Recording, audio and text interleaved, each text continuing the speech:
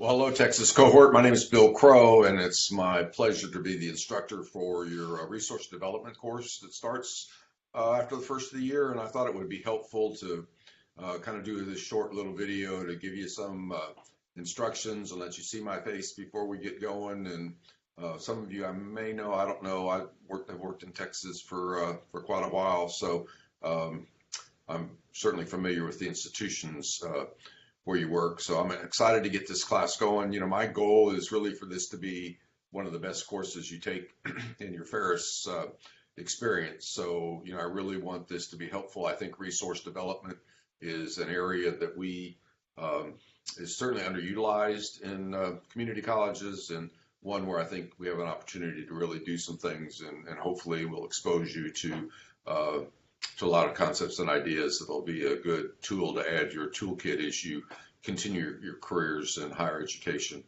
Just a couple kind of housekeeping things. One of your first assignments is to interview a campus or a community college president and a community college chief development officer. You can certainly do that on your campuses. For those of you that with multiple people from the same institution like Lone Star and I think Houston at least, you know, you can do that as a group, so we're not tying up all of Steve Head's time or the Chief Development Officer's time at Lone Star, and the same thing at Houston. So you turn in your assignments separately, but you're more than welcome to do that as a group project in the interviews, so that we're, again, not taking too much of those people's time and energy as we go forward. If you have problems scheduling those interviews, while that assignment is due the second week of class, I believe, you know, we can extend that. There's nothing magical about that date, so don't panic that you can't get an appointment set up. Just get it in when you can. Certainly the sooner the better, but I understand that sometimes it's hard to get on people's calendars at that level. So I think that's an important opportunity for you to do a couple things. One, you know, I want you to see, you know, what kind of alignment there is between the president or chancellor and the chief development officer.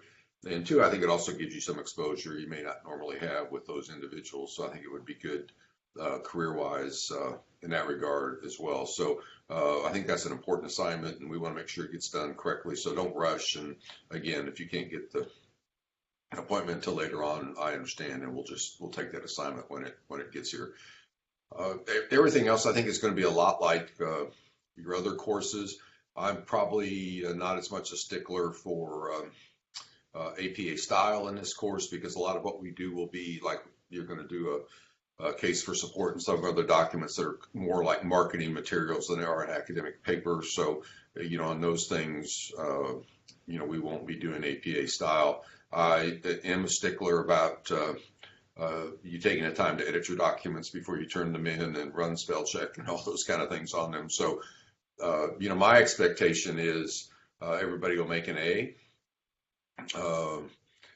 You know, not everybody does sometimes, but, you know, if you do the work and put forth the effort, you know, I think your expectation should be to get an A in this course. And, you know, I'm not as concerned about your grade probably as much as you are, you know, but I'm concerned about what you learn, and that what you learn is useful and helpful as you go forward in your career. So, you know, I want to make this a really applied class where you get an opportunity to learn as much as you can about resource development, because I think more and more we see, at least in the searches I see for community college presidents and chancellors, more and more there's a request to find someone that has some experience in fundraising and resource development. So I think that's important. As we go through the course, and we'll talk about this in the face-to-face when we get together in a couple weeks, but you know, I try to be accessible all the time. So, you know, if you're having problems or have questions, please call me and let me know, or shoot me an email, or whatever is the best way for you to communicate with me, and we'll kind of work through getting things taken care of and getting you where you need to go.